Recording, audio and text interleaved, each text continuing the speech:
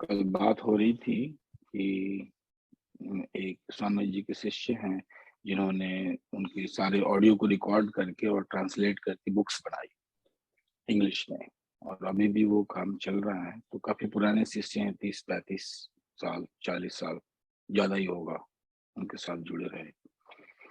और उन्होंने काम किया और विज्ञान भैरव तंत्र और तंत्र लोग, इस पर जो भी जितने भी डिस्क्रिप्शन थे, उसको उन्होंने रिकॉर्ड किया और अभी भी पब्लिश कर रहे हैं बुक्स को। पूरी बुक पब्लिश हुई नहीं है। तो बात करते करते वही कह रहे थे कि अगर कोई आदमी अपने ब्रेथ को 6 महीने तक देख ले, कोई भी काम करते हुए अगर अवेयर रहे, तो 6 महीने में वो व्यक्ति पूरा ही ट्रांसफॉर्म हो जाता है। तो मैक्सिमम लिमिट जो आदमी के सेल्फ ट्रांसफॉर्मेशन की है और एक्चुअल एक्सपीरियंस ऑफ गॉड की, गॉड कॉन्शियसनेस की, वो 6 महीने। लेकिन 6 महीने तक कंटिन्यूअस अवेयरनेस को मेंटेन करना, क्योंकि आसान नहीं है, डिफ्लेक्ट हो जाता है ना। जैसे आप सांस पर ध्यान देंगे और बीच में माइंड डिफ्लेक्ट हो जाएगा, आपको पता भी नहीं चलेगा कि हम कहाँ बैठे हुए हैं। या जैसे आप किताब पढ़ रहे हैं और पूरी किताब पढ़ जाएंगे एक पढ़ना, और समझ में आएगा अरे पता नहीं कहाँ था मैं, पूरा पढ़ गया। तो माइंड और अवेयरनेस जो है वो दोनों एक साथ नहीं होती, और इसी की हम साधना करते हैं सब लोग, चाहे कोई बड़ा साधक हो, पुराना साधक हो या नया साधक हो। तो माइंड और अवेयरनेस को एक जगह रखना, एक साथ रखना अवेयरनेस की।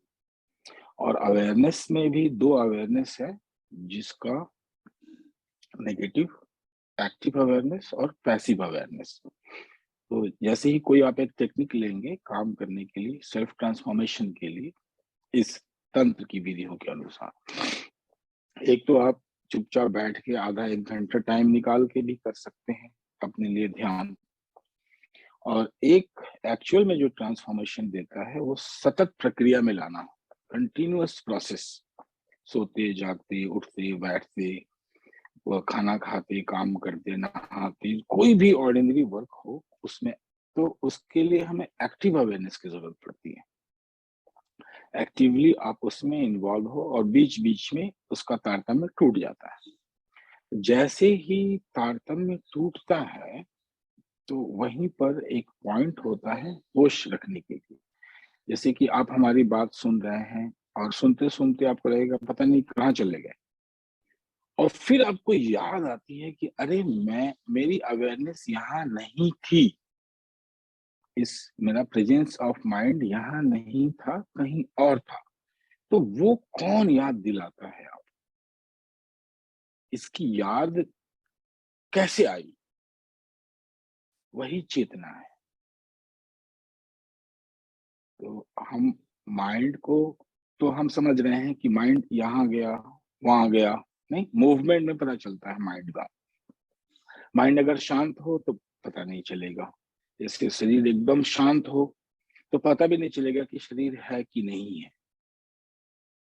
अगर हम ध्यान लगा लें और आसन बिल्कुल स्थिर हो जाए और कोई मूवमेंट ना हो बॉडी में, तो पता नहीं चलेगा कि बॉडी है कि नहीं है। माइंड भी एकदम स्थिर हो जाए तो पता नहीं चलेगा कि माइंड है कि नहीं है। ईगो अगर फीडबैक नहीं ले रहा है और क्रिएट नहीं हो रहा है, उसमें मूवमेंट नहीं है, डायनेमिक नहीं है, तो पता नहीं चलता कि ईगो हमारे अंदर है भी कि नहीं है। वो तो जब वो इंटरेक्ट करके जब डायनेमिक होता है किसी के सामने, दूसरे व्यक्ति के सामने, तब पता चलता है कि हाँ ईगो है। तो हर चीज को हम सेंस करते हैं डायनेमिक, जब वो मूवमेंट ले। जैसे जंगल में आप हैं, और जब तक कोई चीज मूव नहीं करेगी तो आपको पता नहीं चलेगा कि वो चीज वहां थी या है। तो मूवमेंट में हम, हमारी अवेयरनेस जल्दी से पकड़ती है किसी चीज को। एब्सेंस ऑफ मूवमेंट में बहुत परेशानी होती है। जैसे आप अकेले एक गुफा में बैठे हैं, तो आपको अपने अहंकार का पता नहीं चलेगा। आप अपने ही कमरे में बंद हैं, अपने ही दुनिया में हैं, तो आपको पता नहीं चलेगा कि मेरे अंदर अहंकार कैसा है, क्या है, नहीं है, अच्छा है, खराब है, उसके बारे में पता नहीं चलेगा। जब वो इंटरैक्ट करके डायनामिक होता है तब पता चलता है। तो हम जब इस पूरी मैकेनिकल प्रोसेस में अवेयरनेस को जोड़ के जागरण की तरफ चलते हैं, अवेकेंड हो जाए, मतलब इंटेलिजेंस हमारी अवेकन हो जाए, प्रकाशमान हो, तो हम जो अहंकार की संरचना करेंगे वो पूर्णतः सुनिश्चित होगा अच्छे ढंग से कि क्या मैं यह हूं या नहीं हूं। इंटेलिजेंस सुनिश्चित करती है क्या मैं यह कर सकता हूं, नहीं कर सकता हूं। तो एक सुनिश्चित ढंग से अहंकार का निर्माण होता है। वही अहंकार माइंड के फीडबैक से चलता है। तो अहंकार दोनों तरफ से निर्मित होता है। एक अवेकेंड इंटेलिजेंस सुनिश्चित करके अपनी फंक्शनल आइडेंटिटी ढूंढती है। तो वो अहंकार का निर्माण इंटेलिजेंस करती है फंक्शन करने के लिए। जैसे आप ऑफिस जा रहे हैं, तो जब आप ऑफिस जा रहे हैं तो इंटेलिजेंस सुनिश्चित करेगी कि आप एक मैनेजर हो, डॉक्टर हो, इंजीनियर हो, कोई भी वर्क करने से पहले इंटेलिजेंस उसको सुनिश्चित कर देती है और एक फंक्शनल आइडेंटिटी लेती है। आप खाना बना रहे हैं तो मैं माँ हूं कि मैं नौकरानी हूं। तो इंटेलिजेंस सुनिश्चित करेगी और कहेगी नहीं, आप माँ हो, और प्रेम उसमें का पुट होगा काम करने से पहले। तो प्रेम आ जाएगा और ध्यान आ जाएगा।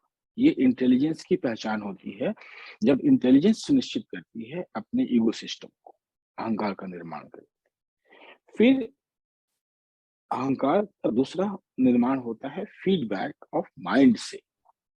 माइंड जो आपका सर्वेंट है वो भी फीडबैक देता है अहंकार के लिए।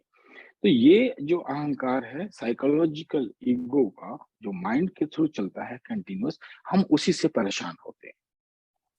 जब हम कहते हैं कि कॉन्फ्लिक्ट आ गया, युद्ध हुआ, तो महाभारत अर्जुन के बाहर नहीं है, महाभारत अर्जुन के अंदर है। युद्ध अर्जुन के अंदर छिड़ा हुआ है। बाहर एक युद्ध होना है और एक युद्ध अंदर में छिड़ा हुआ है। तो अगर अंदर में युद्ध छिड़ा है तो बाहर के युद्ध में हार सुनिश्चित है, और अगर अंदर युद्ध नहीं है तो बाहर के युद्ध में जीत सुनिश्चित है। ये महाभारत का कॉन्टेक्स्ट है। तो अगर अर्जुन के अंदर महाभारत छिड़ा हुआ है, वहां पर जो कॉन्फ्लिक्ट है कि इंटेलिजेंस सुनिश्चित नहीं कर पा रही है फंक्शनल आइडेंटिटी को, कि मैं एक योद्धा हूं और सिर्फ एक योद्धा हूं जो सत्य के लिए लड़ रहा हूं। इसको इंटेलिजेंस सुनिश्चित नहीं कर पा रही। और साइकोलॉजिकल ईगो जो है, माइंड से जो फीडबैक आ रहा है वो रिलेशनशिप में आता है। हमेशा ख्याल रखिएगा, ईगो दोनों तरफ से निर्मित होता है। जब हम कहते हैं कि कॉन्फ्लिक्ट है तो ये माइंड का फीडबैक होता है जो ईगो को पुष्ट करने के लिए, उसको, ताकि वो फंक्शन में आ सके, बॉडी के साथ रिलेट कर सके। तो माइंड जो है जो फीडबैक देता है वो कंपैरेटिव देता है। माइंड के फीडबैक में कंपैरेटिव होता है, और इमोशंस तो होते हैं लेकिन फीलिंग्स स्ट्रांग नहीं होती। एक फीवर की तरह होता है वो, जैसे बुखार आया और बुखार गया। तो अहंकार को समझना जरूरी है। जब हम अवेयरनेस लाते हैं तो माइंड जो साइकोलॉजिकल ईगो को फीड करता है 24 घंटे, उसका काम है फीड करके और कंपैरेटिवली ईगो को इस्टेब्लिश करना कि मैं ये हूं। वहां पर हमें ध्यान की जरूरत होती है। बिना ध्यान के हम इस कॉन्फ्लिक्ट से बाहर नहीं निकल सकते। ये माइंड की ईगो की कंटिन्यूअस फॉर्मेशन है। और जो हम परेशान होते हैं जब हम अहंकार को तिरस्कृत कर रहे होते हैं, ये आपका ईगो है, ये सही नहीं है, तो हमारा पॉइंट वही होता है कि माइंड से जो आप फीडबैक लेके अपने ईगो को इस्टेब्लिश कर रहे हैं वो ईगो की इस्टेब्लिशमेंट की प्रोसेस सही नहीं है। वो कंपैरेटिव है। आप अपने की दूसरे से तुलना करके एक फीडबैक दे रहे हैं। और कॉन्फ्लिक्ट क्या हुआ? कॉन्फ्लिक्ट बिटवीन माइंड और ईगो और इंटेलिजेंस। इंटेलिजेंस सुनिश्चित नहीं कर पा रही है और माइंड का फीडबैक, माइंड भी कायदे से फीडबैक नहीं दे पा रहा है। उसका जो विकल्प है, जैसे कि आपने एक गिटार सीखना शुरू किया। अब आप गिटार सीखना शुरू किया तो ईगो को एक आइडेंटिटी चाहिए कि मैं गिटारिस्ट हूँ। जैसे ही हम एक डायनामिक प्रोसेस में आते हैं, किसी भी काम को करते हैं, तो ईगो को सुनिश्चित होने के लिए चाहिए कि मैं ये हूँ। अब यह सुनिश्चित करना अगर इंटेलिजेंस करेगी, तो आपके एक्शन में प्रेम होगा। आपकी क्रिया के पीछे प्रेम होगा। और अगर वो माइंड सुनिश्चित करेगा तो कॉन्फ्लिक्ट हो जाएगा। तो माइंड अगर ये सुनिश्चित करने, आपने अपने नौकर को से एक्सपेक्ट किया कि मुझे फीडबैक दो कि मैं गिटारिस्ट हूं। एक तो ये सिंपल है। दूसरा, कल बात हो रही थी कि एक स्वामी जी के शिष्य हैं जिन्होंने उनके सारे ऑडियो को रिकॉर्ड करके और ट्रांसलेट करके बुक्स बनाई इंग्लिश में, और अभी भी वो काम चल रहा है। तो काफी पुराने शिष्य हैं, 30-35 साल, 40 साल, ज्यादा ही होगा उनके साथ जुड़े रहे।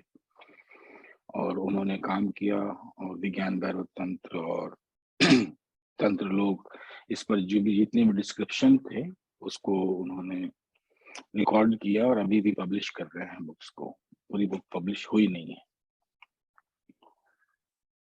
तो बात करते करते वही कह रहे थे कि अगर कोई आदमी अपने ब्रेथ को 6 महीने तक देख ले, कोई भी काम करते हुए अगर अवेयर रहे, तो 6 महीने में वो व्यक्ति पूरा ही ट्रांसफॉर्म हो जाता है।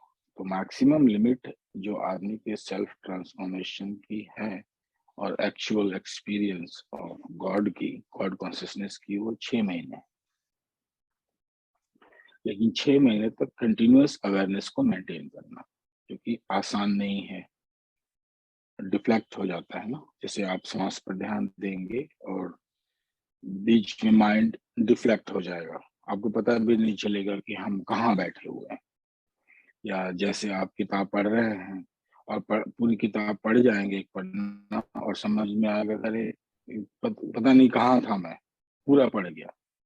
तो माइंड और अवेयरनेस जो है वो दोनों एक साथ नहीं होती।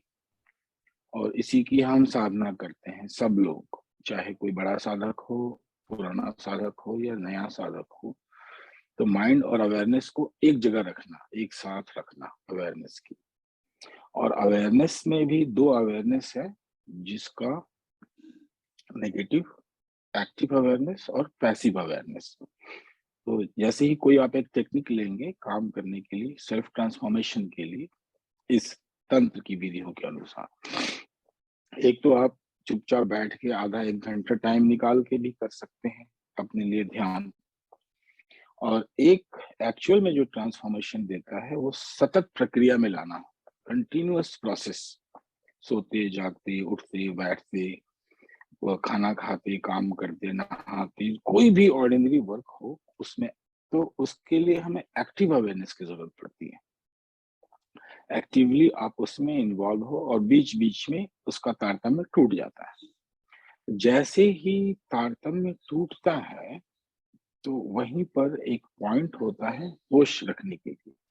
जैसे कि आप हमारी बात सुन रहे हैं और सुनते सुनते आपको लगेगा पता नहीं कहाँ चले गए, और फिर आपको याद आती है कि अरे मेरी अवेयरनेस यहाँ नहीं थी, इस मेरा प्रेजेंस ऑफ माइंड यहाँ नहीं था, कहीं और था।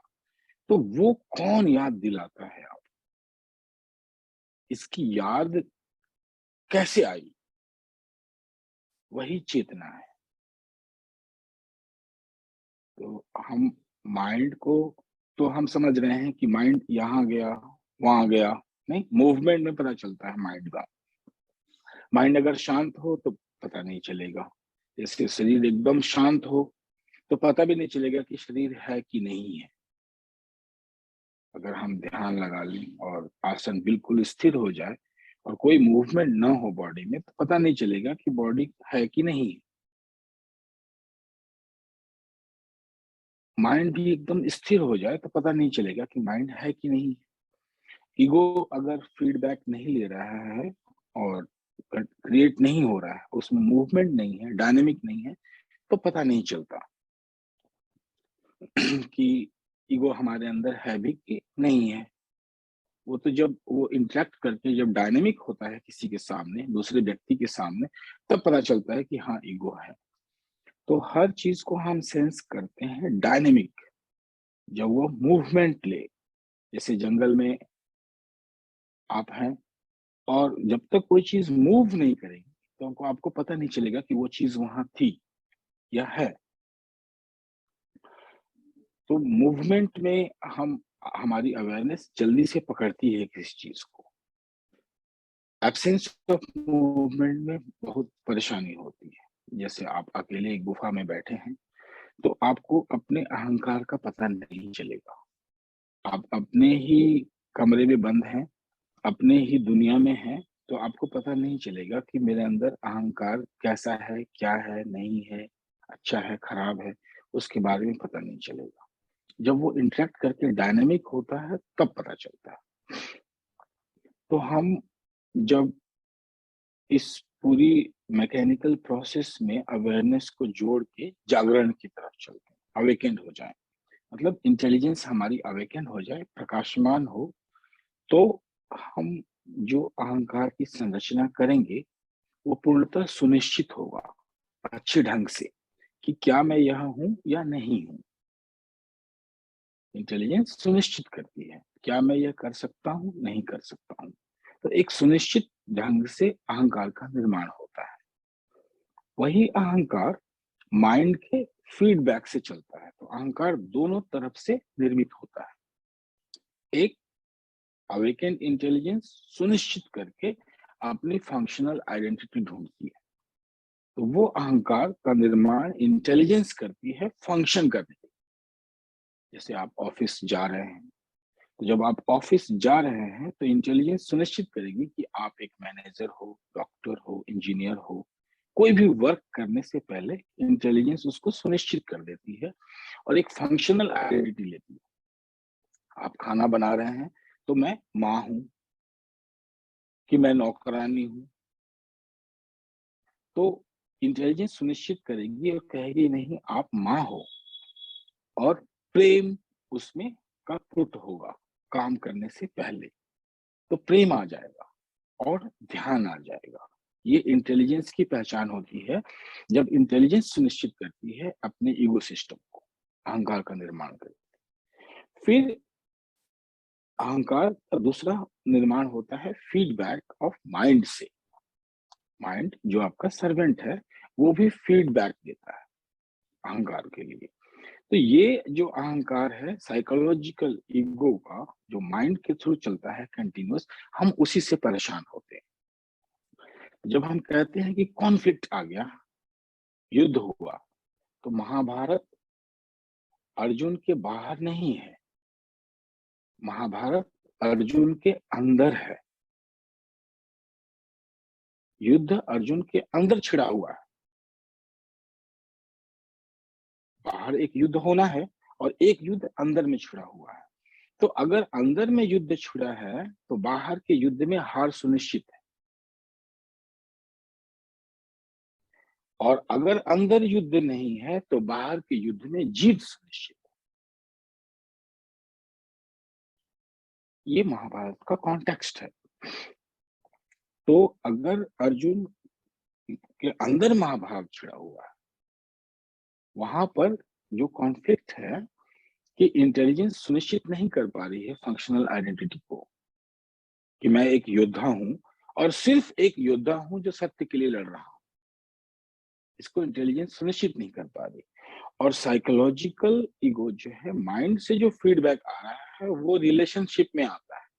हमेशा ख्याल रखिएगा, ईगो दोनों तरफ से निर्मित होता है। जब हम कहते हैं कि कॉन्फ्लिक्ट है तो ये माइंड का फीडबैक होता है। जो ईगो को पुष्ट करने के लिए, उसको, ताकि वो फंक्शन में आ सके, बॉडी के साथ रिलेट कर सके। तो माइंड जो है, जो फीडबैक देता है, वो कंपैरेटिव देता है। माइंड के फीडबैक में कंपैरेटिव होता है, और इमोशंस तो होते हैं, लेकिन फीलिंग्स स्ट्रांग नहीं होती। एक फीवर की तरह होता है, जैसे बुखार आया और बुखार गया। तो अहंकार को समझना ज़रूरी है। तो जब हम अवेयरनेस लाते हैं, तो माइंड जो साइकोलॉजिकल ईगो को फीड करता है 24 घंटे, उसका काम है फीड करके और कंपैरेटिवली ईगो को एस्टैब्लिश करना कि मैं ये हूँ। वहाँ पर हमें ध्यान की ज़रूरत होती है। बिना ध्यान के हम इस कॉन्फ्लिक्ट से बाहर नहीं निकल सकते। ये माइंड की ईगो की कंटीन्यूअस फॉर्मेशन है। और जो हम परेशान होते हैं जब हम अहंकार को तिरस्कृत कर रहे होते हैं, ये आपका ईगो है, ये सही नहीं है। तो हमारा पॉइंट वही होता है कि माइंड से जो आप फीडबैक लेके अपने ईगो को एस्टैब्लिश कर रहे हैं, वो ईगो की एस्टैब्लिशमेंट की प्रोसेस सही नहीं है, वो कंपैरेटिव है। आप अपने की दूसरे से तुलना करके एक फीडबैक दे रहे हैं। और कॉन्फ्लिक्ट क्या हुआ? कॉन्फ्लिक्ट बिटवीन माइंड और ईगो और इंटेलिजेंस। इंटेलिजेंस सुनिश्चित नहीं कर पा रही है, और माइंड का फीडबैक, माइंड भी कायदे से फीडबैक नहीं दे पा रहा है। उसका जो विकल्प है, जैसे कि आपने एक गिटार सीखना शुरू किया। अब आप गिटार सीखना शुरू किया, तो ईगो को एक आइडेंटिटी चाहिए कि मैं गिटारिस्ट हूँ। जैसे ही हम एक डायनामिक प्रोसेस में आते हैं, किसी भी काम को करते हैं, तो ईगो को सुनिश्चित होने के लिए चाहिए कि मैं ये हूँ। अब यह सुनिश्चित करना अगर इंटेलिजेंस करेगी, तो आपके एक्शन में प्रेम होगा, आपकी क्रिया के पीछे प्रेम होगा। और अगर वो माइंड सुनिश्चित करेगा, तो कॉन्फ्लिक्ट हो जाएगा। तो माइंड अगर ये सुनिश्चित करने, आपने अपने नौकर को से एक्सपेक्ट किया कि मुझे फीडबैक दो कि मैं गिटारिस्ट हूँ, एक तो ये सिंपल है।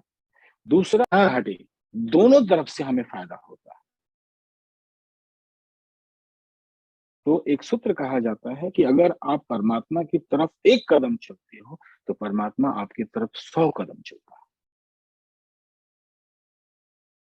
और यही सूत्र कहा जाता है कि एक बार कोई इनिशिएट हो गया इस प्रोसेस में, एक बार को उसको किसी भी गुरु के माध्यम से वो प्रसाद, ईश्वर की अनुकंपा से एक बार इसकी झलक मिल गई, तो वो उसका शिव होना सुनिश्चित है, सुनिश्चित है। पहली ही बार की बात होती है। इसको आपने एक बार समझ लिया, इस बीजवधान को, बीजावधानम, सीडिंग प्रोसेस को, कर्म और कर्म के फलों की उत्पत्ति को, तो हम अकर्म में आपको जाने का मार्ग खुल गया। और ये अकर्म, ये न सुकर्म है, न अच्छा कर्म है, न गलत कर्म है, ये अकर्म है। इसकी कोई फल की परिणति नहीं होती। उसका फल immediate, on the spot, in the moment हो रहा होता है। उसका कोई फ्यूचर नहीं बनता, उसका कोई पुनर्जन्म नहीं होता, इसकी कोई फल की उत्पत्ति नहीं होती। लेकिन बीज पर अवधार करना, यही गीता का अकर्म का ज्ञान है और पुनर्जन्म के रहस्यों की कुंजी है। दोनों तरफ से फायदे को लेना हो, एक उपयोगिता की तरफ भी जा रहा है और एक परमार्थिक की तरफ भी जा रहा है। एक से दक्षता, स्किल डेवलप हो रही है, माइंड को ट्रेनिंग दी जा रही है, और उसी को अवेयरनेस से हम करके हम परमार्थिक ज्ञान की तरफ भी जा रहे हैं।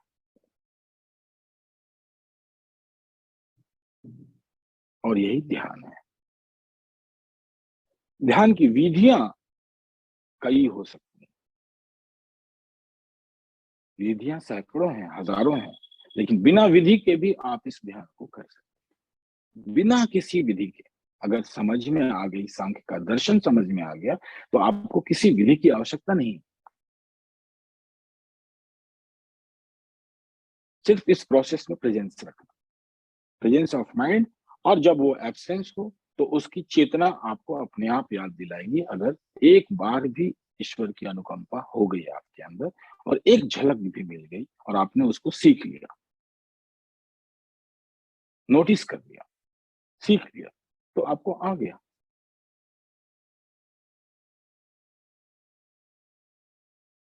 तो यह ज्ञान अगर किसी को चाहिए तो उसके लिए तो अच्छा, न अगर प्रश्न ही नहीं है, अगर ये विचार ही नहीं है कि मुझे पुनर्जन्म प्राप्त होना है, नहीं होना है, कर्म क्या है, फल कैसे मिलता है, अहंकार क्या है, मन क्या है, तब तो बेमाने हैं।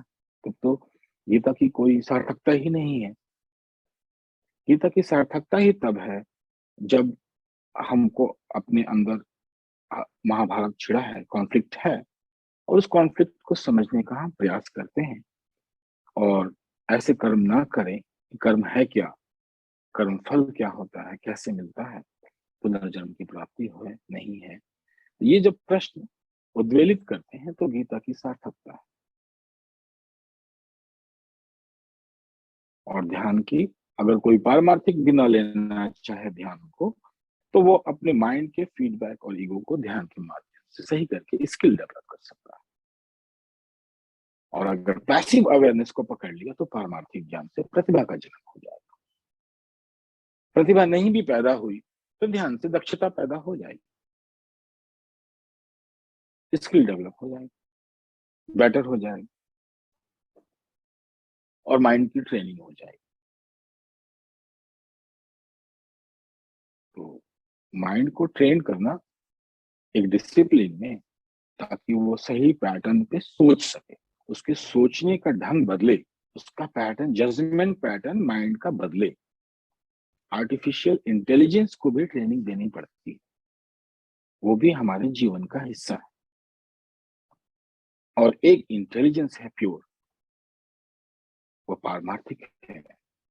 अगर आप उसको कैच कर सकते हैं, पकड़ सकते हैं, तो दोनों ज्ञान आपके हाथ में हो, इंटेलेक्चुअल भी और पारमार्थिक। तो आप सुकर्म भी कर सकते हैं। एक तो एक तरफ से सुकर्म होने लगेगा, सुकर्म होगा तो सुकर्म का फल अच्छा होगा। तो अगर आप पुनर्जन्म प्राप्त भी करेंगे तो आपको अच्छे जन्म और अच्छी गाइडेंस और गुरु और अच्छी लोग मिलते चले जाएंगे, संभावना है अच्छे जीवन की। और अगर आप अकर्म में जाना चाहते हैं तो पारमार्थिक ज्ञान लेके बीच पर अवधान करके आप कर्मों की श्रृंखला को तोड़ सकते हैं, पुनर्जन्म की श्रृंखला को तोड़ सकते हैं, इस प्रोसेस को भी तोड़ सकते हैं। तो इससे ध्यान से, सही ध्यान से, या तो सुकर्म होता है या अकर्म होता है, कुकर्म नहीं होता। देशराज जी ने मुझे प्रश्न पूछा था तुलसीदास जी का रामचरितमानस से, बोले आप प्रमाण दीजिए। तो उनका कहना था कि कलयुग सिर्फ नाम आधारा, और एक वचन था जिससे वो परेशान हो गए थे। वो कहते थे कि इस नाम के आधार से अच्छे कर्म तो होते हैं लेकिन बुरे कर्म नहीं होते।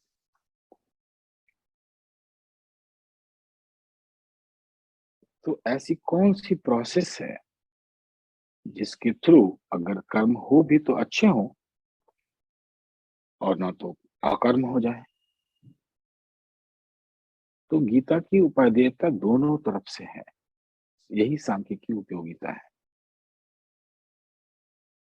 ये संसार में प्रवृत्त होने की कला भी देता है और ज्ञान भी देता है, और संसार से निवृत्त होकर पुनर्जन्म की श्रृंखला को, आवागमन की श्रृंखला को तोड़कर मोक्ष की प्राप्ति का उपाय भी देता है।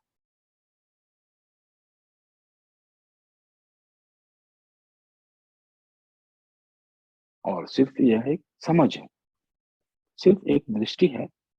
विधियों का भी हम सहारा ले सकते हैं। गीता में ऐसी शायद अभी तो सांख्यों में कोई विधि वैसी नहीं आई। ये सीधी समझ है, डायरेक्ट अवेयरनेस है और परख है, अलग अलग एलिमेंट की परख है, अंडरस्टैंडिंग है। तो कोई विधि की जरूरत नहीं होती, लेकिन फिर भी हमने पंच तत्व के ध्यान की विधियां सीखी, समय और काल को समझते हुए। एक अनुभव जिसमें समय का बोध नहीं है, एक अनुभव जिसमें समय का बोध है। तो अगर आप कहें तो इसी ध्यान को हम प्रैक्टिकली करके देख सकते हैं, इस पूरे प्रोसेस को देख सकते हैं अभी और इसी वक्त। और ईश्वर की कृपा है तो आप बीज पर अवधान करने की कोशिश कीजिए, सीडिंग प्रोसेस, जिसको आपको कंटिन्यूअस करना पड़ेगा 24 घंटे। और आप देखिए कि कोई फल कल के लिए नहीं है। जब हम सीडिंग प्रोसेस पर ध्यान करते हैं तो सीडिंग कैसे हो रही है, तो जेनेटिक कोड्स होते हैं, जैसी कोडिंग होती है हमारे सेल्स की, एक जेनेटिक कोड है। अगर जेनेटिक कोड में परिवर्तन लाना है तो जेनेटिक कोड हमारा सीड है, बॉडी का। सेल का एक जेनेटिक कोड हमारा सीड है, बीज है। हम अपनी भाषा में बात करें, पूर्व की देशना की भाषा में बात करेंगे और अपने आगम शास्त्रों के ऊपर बात करेंगे, तो ये बीज, बीजावधानम कहते हैं। बीज पर अवधान करो, सीड पे अवधान करो, मतलब सीधा जेनेटिक कोड चेंज करो, जेनेटिक कोड ही चेंज करो। की प्रक्रिया में जो माइंड और बॉडी डेवलप होगी तो हम अपने जेनेटिक कोड्स को कैसे चेंज करेंगे, जो हमें ऑलरेडी माँ बाप से प्राप्त हो चुका है। उसमें हमारी साइकोलॉजी, फिजियोलॉजी सब निर्धारित है।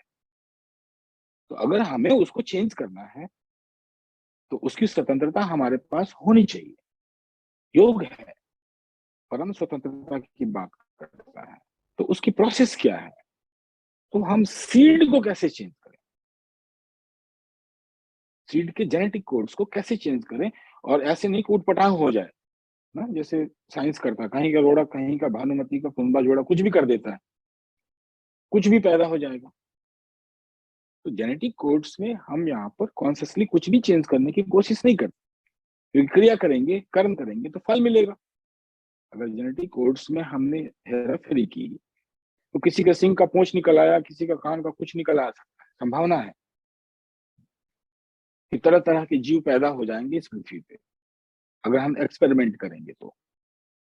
हम यहाँ एक्सपेरिमेंट नहीं करते ध्यान की अंदर की प्रोसेस में, अपने तरफ से अपने माइंड से कुछ उल्टा सीधा नहीं करते, माइंड के किसी विकल्प को लेकर हम कोडिंग नहीं करते, हम सिर्फ अवधान करते हैं और ईश्वर की अनुकंपा पे छोड़ते हैं कि यह हमारी प्रोसेस है। हमारी मैक्सिमम जो पॉसिबिलिटी है, जो फुल्ली हार्मोनाइज्ड हो, जिसके थ्रू हमारे प्रतिभा का और प्रेम का जन्म हो रहा हो, हमें जेनेटिक कोड उसी प्रोसेस में चेंज करना है।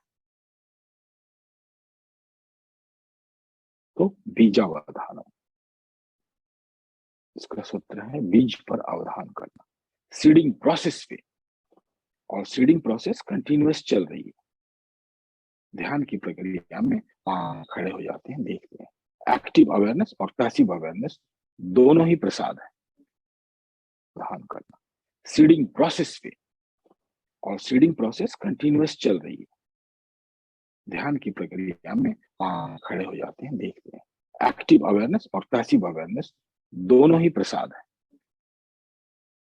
एक्टिव अवेयरनेस हमारा पुरुषार्थ है और पैसिव अवेयरनेस एक प्रसाद है। तो इसलिए गीता को कर्म प्रधान भी कहा जाता है कि तुम एक्टिव अवेयरनेस की प्रैक्टिस करो, पैसिव अवेयरनेस तो प्रसाद है, मिलेगा, मिलता ही है। जब हम एक्टिव अवेयरनेस को करेंगे तो हमें झलक मिलनी ही है कि मेरा माइंड यहाँ नहीं था। चेतना तो हमेशा प्रेजेंट है, तो यह ज्ञान मिलना ही है कि मेरा माइंड यहाँ नहीं था।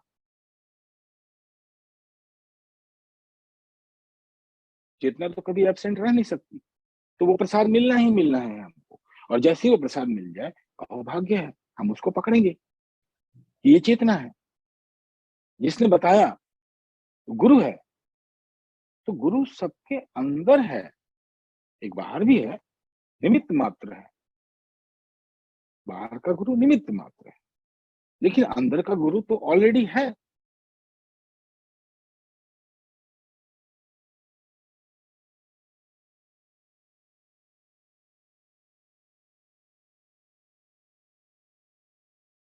तो ये प्रोसेस है, और ये गीता का ज्ञान का कर्म, सुकर्म, विकर्म, अकर्म, क्रिया को समझना, एक्शन। और एक्शन में सीडिंग प्रोसेस को, बीजा प्रधानम, जेनेटिक कोड्स को चेंज करना, पूर्ण परिवर्तन, मनोविज्ञान का, फिजियोलॉजी, साइकोलॉजी का पूर्ण परिवर्तन, सीधा जेनेटिक कोड्स पे अवधान को ले जाना, बीजावधान। ये शिवसूत्र है, लेकिन इसके कॉन्टेक्स्ट में एक ही कॉन्टेक्स्ट है गीता के साथ।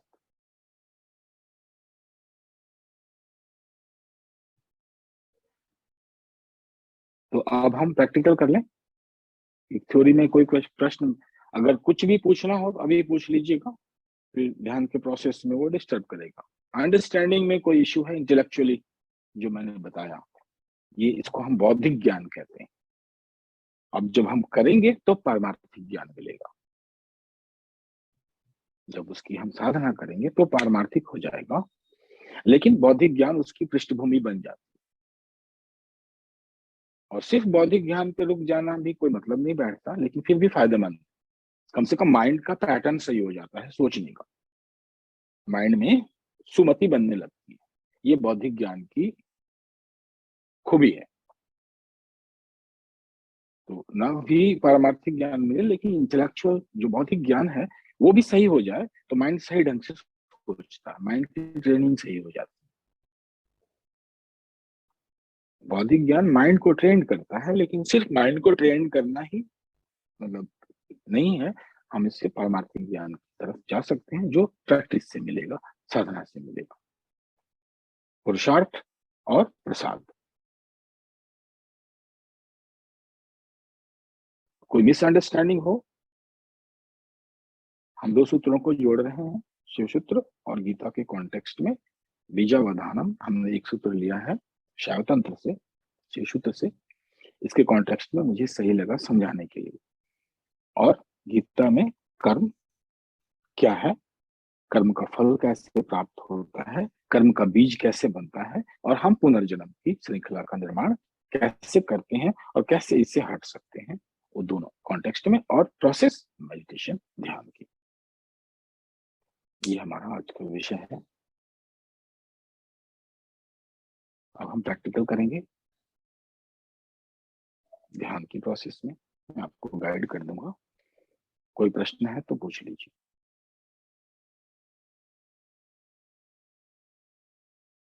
सूक्ष्म की तरफ ले जाता हूँ हर बार, ताकि थोड़ा थोड़ा डोज आप लोग घबराए नहीं सांख्य से। इस बार और आप ऐसा ना पूछें कि इसका क्या मतलब है। चेतना की झलक दे रहे हैं। हम्म।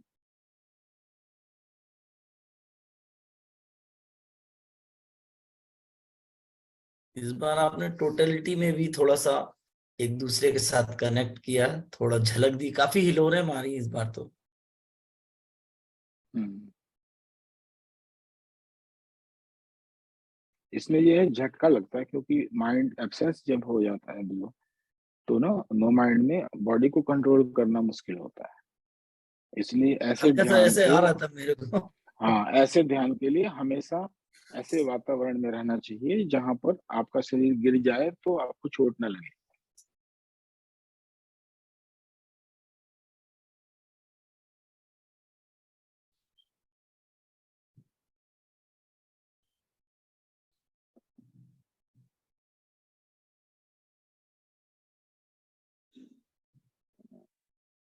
अभी शिव क्षेत्र आ गया, क्योंकि मैं यहाँ शैव तंत्र के सेमिनार अटेंड कर रहा हूँ।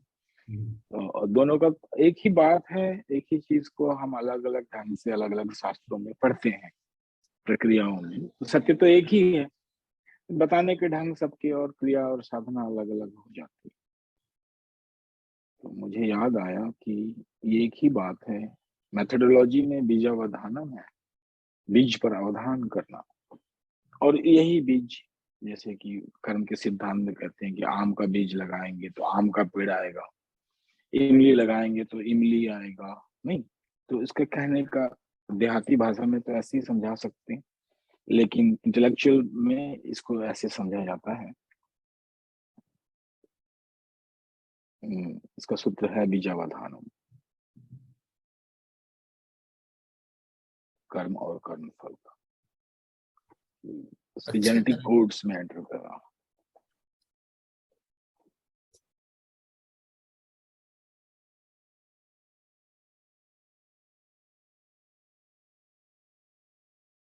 ये जो प्रतिभा और दक्षता अलग अलग जो है, हम्म हम्म हम्म। लोग कंफ्यूज रहते हैं ना और इसमें। आपका प्रयास और प्रसाद, माने विकल्प और संकल्प, ये बड़े अच्छे कनेक्ट किए हैं आज। थोड़े से मीनिंग उनके जो है आए मीनिंग से एक्सपीरियंशियल भी होने चाहिए इन एक्सपीरियंस। द प्रोसेस में। हाँ, कि ये विकल्प था, मैंने इसको संकल्प बनाया, ये अहंकार है, ये माइंड की प्रोसेस है, ये ज्ञानेंद्रिय अभी अनुभव दे रही है, अनुभव करने वाला अहंकार है। अब माइंड चला गया, पता नहीं कहाँ गया, और फिर लौट के आया। तो अगर उसने चेतना को आप पकड़ लिए तो प्रसाद आपके पास है, चेतना नहीं तो कोई बात नहीं, फिर से विकल्प को फिर संकल्प बनाइए, फिर लगे रहिए। और पूरे इसको, पूरी टोटलिटी को एक दूसरे के साथ जो कनेक्ट करा है बहुत अच्छे से और बहुत ही क्लैरिटी के साथ जो है आज। मतलब अंत में जेनेटिक्स भी चेंज हो जाती है, वो नहीं पता था।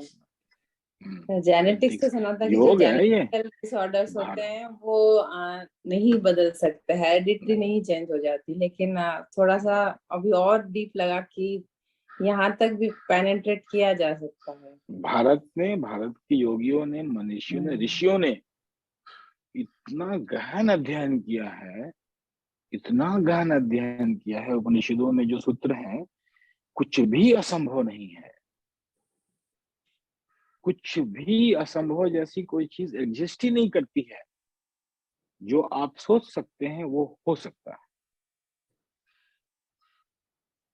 बहुत इतना गहरा vast- है हमारा ज्ञान, उपनिषद बहुत गहरा है। शिव सूत्र है, उपनिषद है, आगम शास्त्र है, निगम शास्त्र है, बहुत गहरे हैं। और भारत ने हजारों साल से सिर्फ इसी पर एक्सपेरिमेंट किया है।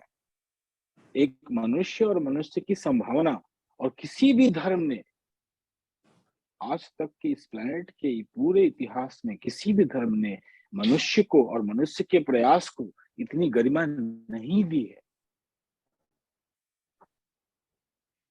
किसी भी धर्म में यह नहीं है कि मनुष्य और मनुष्य के प्रयास को इतनी गरिमा दी जाए कि मनुष्य कह सके कि अहम ब्रह्मास्मि।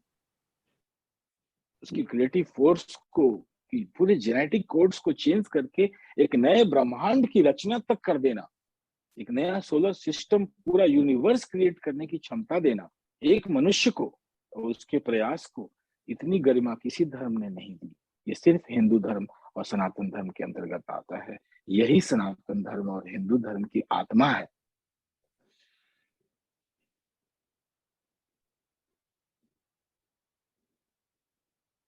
यही सनातन योग है। ये कभी मरा नहीं और मर नहीं सकता, और इसका बीज हमेशा भारत में ही रहा। इस ज्ञान का बीज हमेशा भारत में रहा, इसे कोई ले ही नहीं पाया। इसको कहते हैं नॉलेज ऑफ वन, एक का ज्ञान।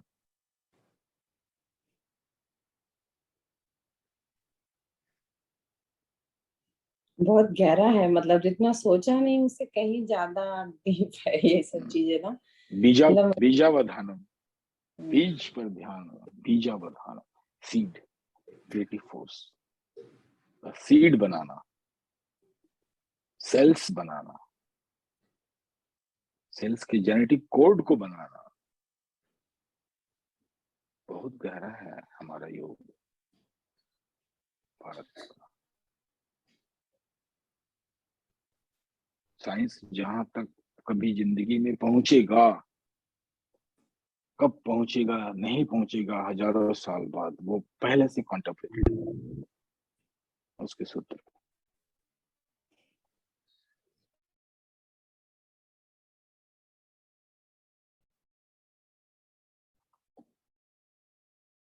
आसन ग्रहण कीजिए।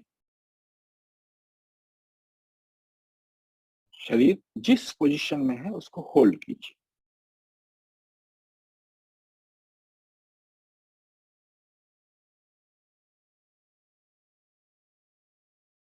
जैसे आप स्टैच्यू बन गए, एक मूर्ति बन गए,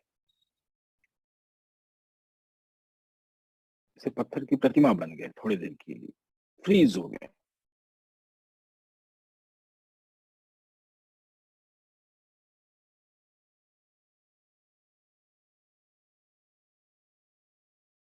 और एक सहारा लीजिए श्वास का। अब आपको कंटिन्यूअस इस श्वास पर दृष्टि रखनी है, सिर्फ दृष्टि रखनी है। बॉडी को फ्रीज किए और कंटिन्यूअस आपने एक एक्टिव प्रोसेस ली है, चुनाव। मैं इस श्वास के प्रति सजग रहूंगा, रहूंगी। ये आपका सक्रिय संकल्प है। आपने विकल्प को संकल्प बनाया। देखिए कि एक विकल्प संकल्प कैसे बनता है। और अभी और इसी वक्त आपने एक संकल्प लिया ध्यान का। एक विकल्प है कि श्वास के आवागमन को देखना, सजग रहना।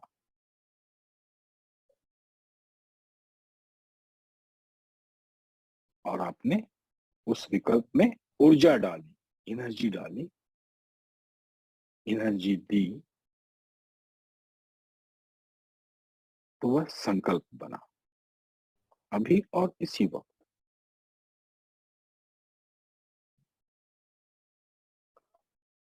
विकल्प को संकल्प बनते हुए देखिए।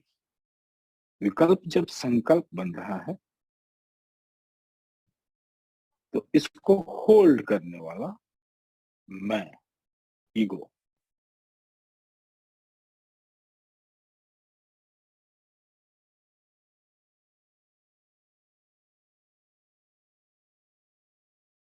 ईगो है, माइंड है। और माइंड को आपने श्वास की प्रोसेस में लगा दिया देखने में। और माइंड सारे सेंस ऑर्गन्स की रिपोर्टिंग करना को एक जगह इकट्ठा कर रहा है और आपको इंफॉर्मेशन दे रहा है। अनुभव का अनुभव हो रहा है किसे? ईगो को।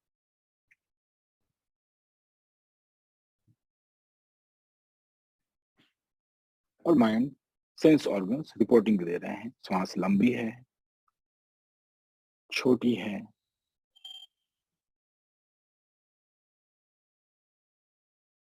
इसका स्पर्श कैसा है,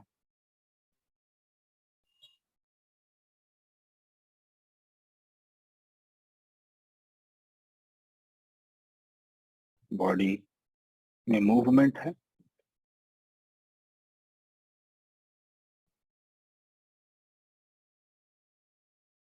बॉडी एक्सपांड करेगी, कॉन्ट्रैक्ट करेगी। फिजिकल बॉडी,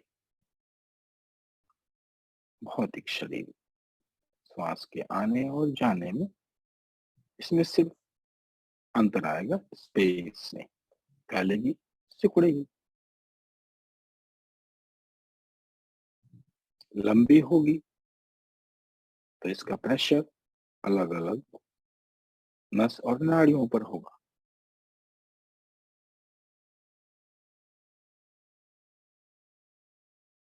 छोटी भी हो सकती है, तो तो स्पर्श का अनुभव हो सकता है सिर्फ नाभि तक हो, सिर्फ हृदय तक हो, सिर्फ कंठ तक हो, या सिर्फ तीसरे नेत्र पर हो। तो ऊर्जा का केंद्र कहीं भी बन सकता है, जिसे माइंड के माध्यम से, ज्ञानेंद्रियों के माध्यम से आप महसूस करेंगे। तो ईगो एक अनुभव ले रहा है।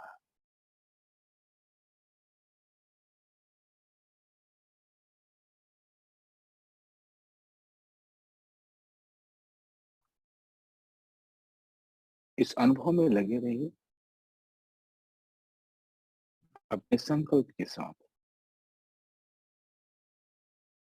और माइंड कहीं और चला जाए और जब चेतना लौटे, जो बताए कि माइंड चला गया, तो किसने बताया कि माइंड कहीं और चला गया था, उसको होल्ड कीजिए। एक दृष्टि, पैसिव अवेयरनेस।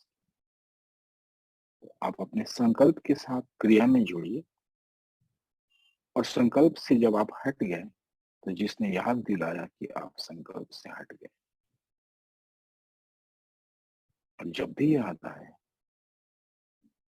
तो उसे प्रणाम कीजिए। आपकी चेतना है, आपका दृष्टा है।